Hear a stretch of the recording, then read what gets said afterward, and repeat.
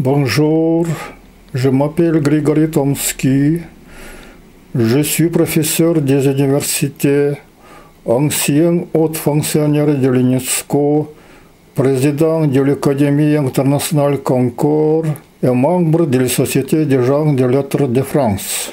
Le tengrisme, on dit parfois tengrisme, à l'époque de l'Empire mongol, était répandu du Pacifique aux Balkans.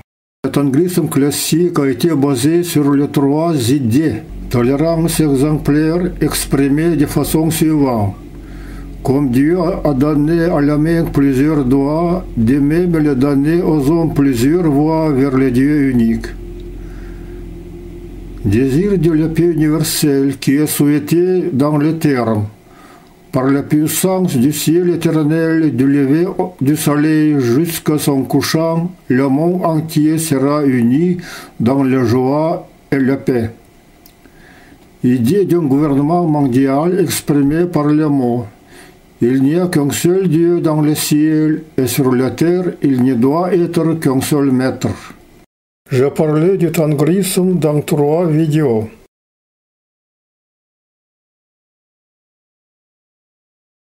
Il est intéressant de comparer le credo du tengrisme classique avec les idées politiques de l'empereur Napoléon que nous allons citer d'après le livre Mémorial de Saint-Helens.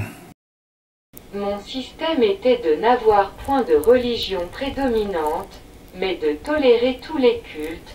Je voulais que chacun pensât à sa manière, et que tous les hommes, protestants, catholiques, mahométans, déistes, etc., fussent égaux, de sorte que la religion ne put avoir aucune influence dans la distribution des emplois du gouvernement, qu'elle ne put contribuer à les faire accueillir ou repousser par un solliciteur, et que, pour donner un emploi à un homme, on ne put faire aucune objection tirée de sa croyance.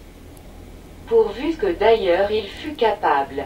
Je rendis donc tout indépendant de la religion, les tribunaux, les mariages, les cimetières même ne furent plus à la disposition des prêtres. Et ils ne pouvaient plus refuser d'enterrer le corps d'une personne d'un culte différent. Nous voyons que ce système de Napoléon correspond parfaitement à l'idée de la tolérance exemplaire du credo du tengrisme classique. J'ai voulu l'empire du monde, et, pour me l'assurer, un pouvoir sans borne m'était nécessaire. Pour gouverner la France seule, il se peut qu'une constitution vaille mieux. J'ai voulu l'empire du monde, et qui ne l'aurait pas voulu à ma place? Le monde m'invitait à le régir. Souverains et sujets se précipitaient à l'envi sous mon sceptre. J'ai rarement trouvé de la résistance en France, mais j'en ai pourtant rencontré davantage dans quelques Français obscurs et désarmés que dans tous ces rois, si fiers aujourd'hui de n'avoir plus un homme populaire pour égal. Napoléon exprime ici l'idée d'un gouvernement mondial. Voyons maintenant comment Napoléon exprime son désir de la paix universelle.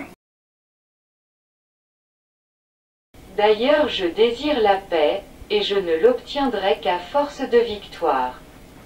Je ne veux pas vous donner de fausses espérances.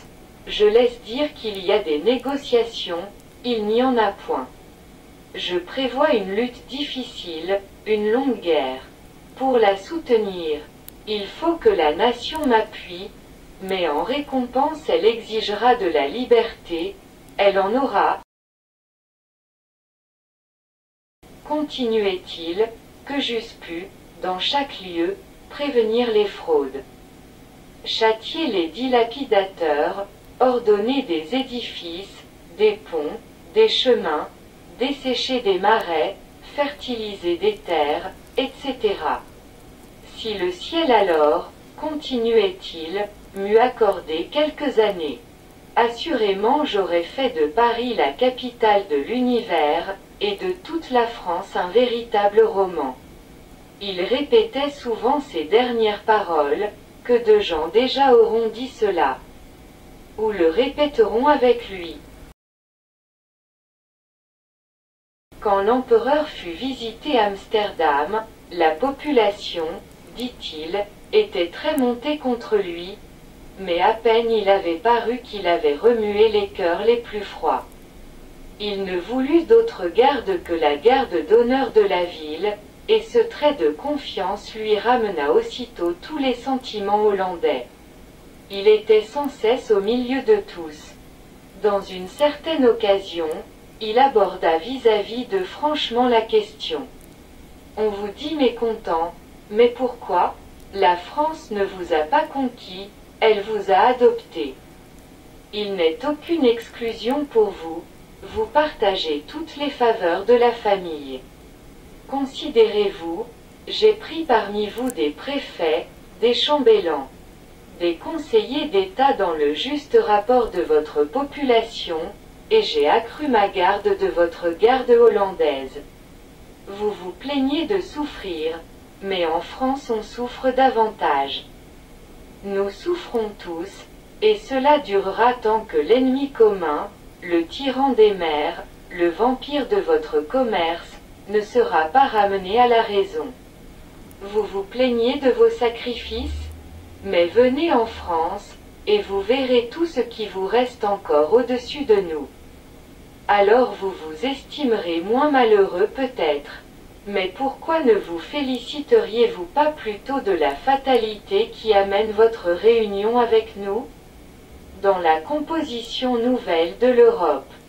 Que seriez-vous désormais, laissés à vous-même, les esclaves de tout le monde, au lieu qu'identifiés à la France, vous êtes appelés à faire un jour avec éclat tout le commerce du grand empire.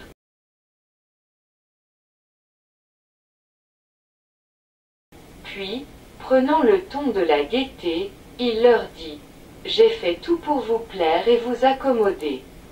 Ne vous ai-je pas envoyé pour vous gouverner justement l'homme qu'il vous fallait?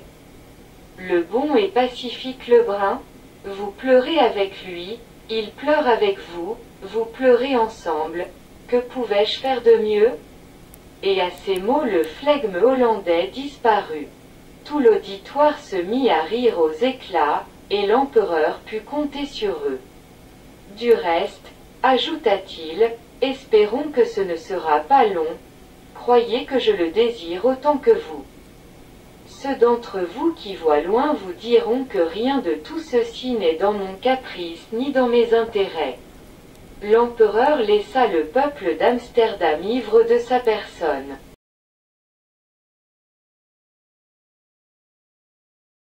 Dans le credo du tangrisme classique, le désir de la paix universelle est souhaité dans les termes. Par la puissance du ciel éternel et du lever du soleil jusqu'à son couchant, le monde entier sera uni dans la joie et la paix. Nous voyons que les idées politiques principales de Napoléon correspondent bien au credo du tangrisme classique formulé plusieurs siècles avant lui.